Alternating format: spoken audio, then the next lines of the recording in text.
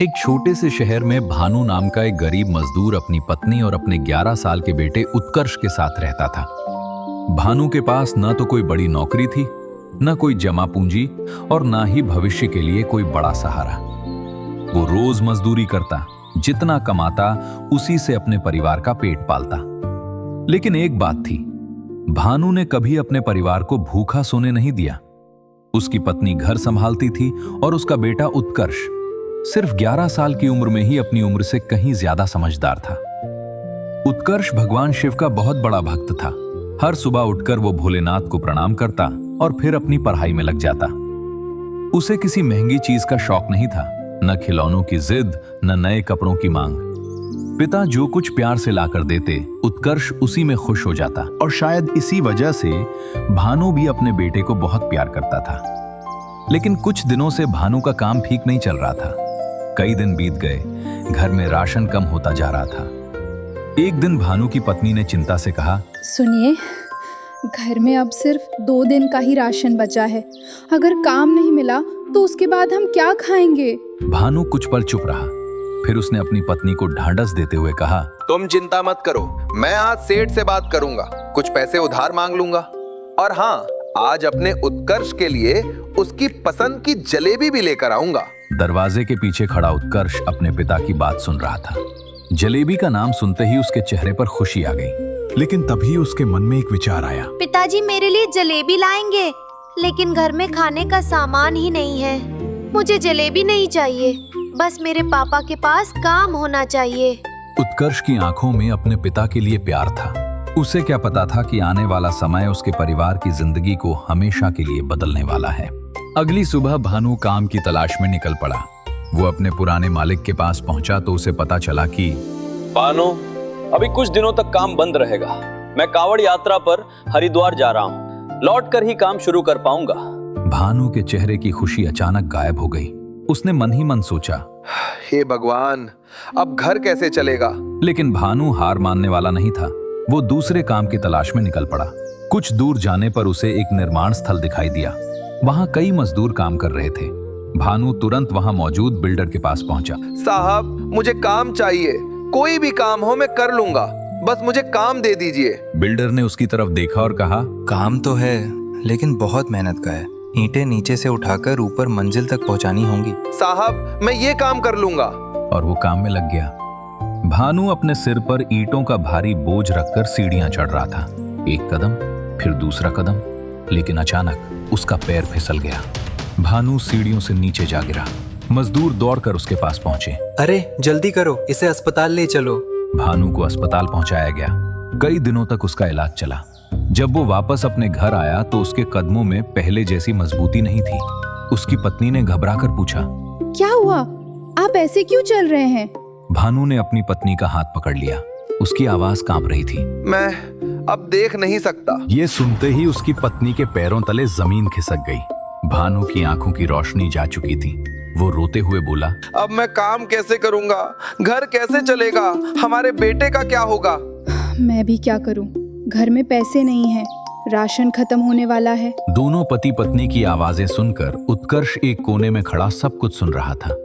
उसकी आंखों से आंसू बह रहे थे, लेकिन उसने रोने के बजाय कुछ करने का फैसला किया।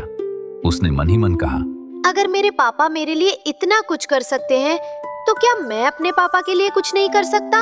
उसी क्षण उत्कर्ष ने एक ऐसा फैसला लिया जो उसकी उम्र के बच्चे शायद सोच भी नहीं सकते थे। अगली सुबह उत्कर्ष घर से निकल पड़ा। वो रास्ते में आगे बढ़ ही रहा था कि उसे कुछ कांवड़िए दिखाई दिए। उनके कंधों पर कांवड़ थी और मुख पर भोलेनाथ का नाम। हर हर महादेव। भैया, आप लोग कहाँ जा रहे हैं?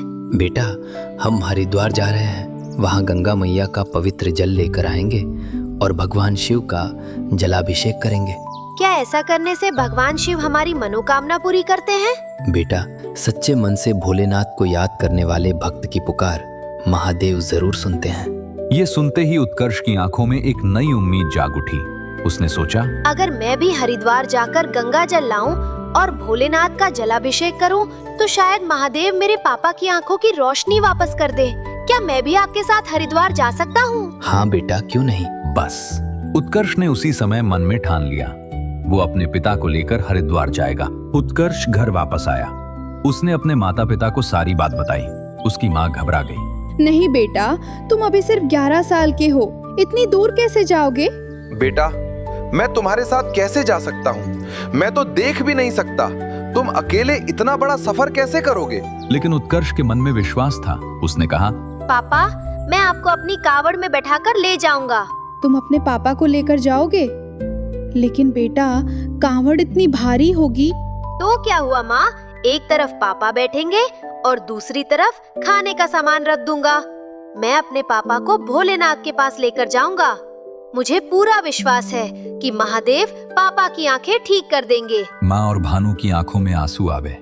उत्कर्ष की ये भक्ति, उसका अपने पिता के लिए ये प्रेम और उसकी मासूम आस्था स्वयं भगवान शिव देख रहे थे।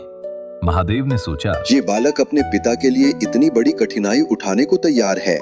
इसकी भक्ति और प्रेम की परीक्षा स्वयं मुझे लेनी होगी।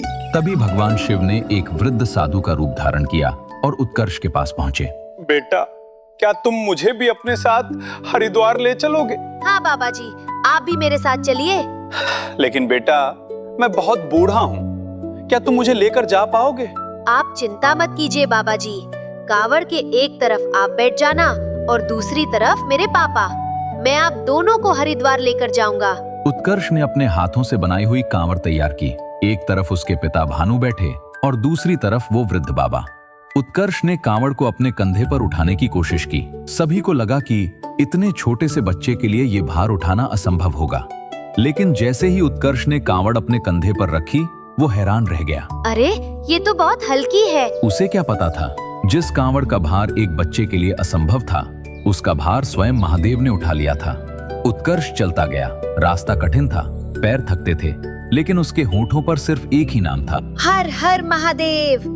और देखते ही देखते वो अपने पिता और उस वृद्ध बाबा को लेकर हरिद्वार पहुंच गया। हरिद्वार पहुंचकर उत्कर्ष ने गंगा मैया में स्नान किया। उसने पवित्र गंगा जल लिया और बाबा के पास आया। तभी बाबा ने अपनी जेब से एक फूल निकाला। उन्होंने वो फूल उत्कर्ष को देते हुए कहा, बेटा, जब तुम गंगा स्नान कर लो, तब इस फूल को अपने पिता की आंखों पर लगा देना। उत्कर्ष ने बाबा की बात मानी। उसने गंगा स्नान किया। फिर वो अपने पिता भानु के पास गया। उसने बड़े विश्वास से वो फूल अपने पिता की आंखों पर रख दिया। कुछ पल तक कुछ नहीं हुआ। उत्कर्ष ने आंख बंद कर ली और हाथ जोड़कर प्रार्थना करने लगा।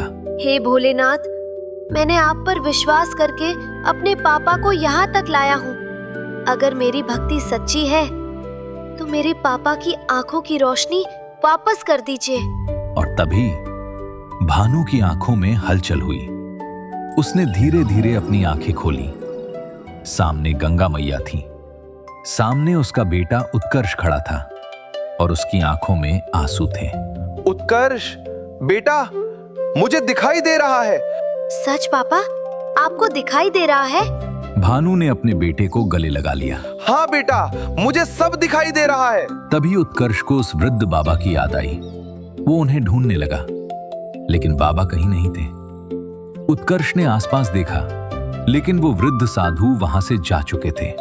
तभी उसे समझ आया, जिस बाबा को वो एक साधारण साधु समझ रहा था, वो कोई और नहीं, स्वयं भगवान शिव थे। उत्कर्ष हाथ जोड़कर रोते हुए बोला, हे महादेव, आपने मेरी प्रार्थना सुन ली। उसी समय जैसे उसके कानों में महादेव की आवाज गूंजी, बेटा उत्कर्ष, तुमने अपने माता पिता के लिए जो प्रेम और भक्ति दिखाई है, वह इस कलयुग में बहुत दुर्लभ है। तुम सच में कलयुग के श्रवण कुमार हो। उत्कर्ष की आंखों से आंसू बहने लगे। भानु और उसकी पत्नी ने महादेव को धन्यवाद दिया।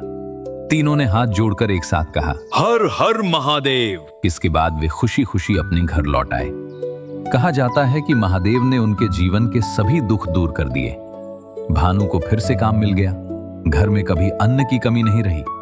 और उत्कर्ष, वो हमेशा की तरह भगवान शिव की भक्ति और अपनी पढ़ाई में लगा रहा।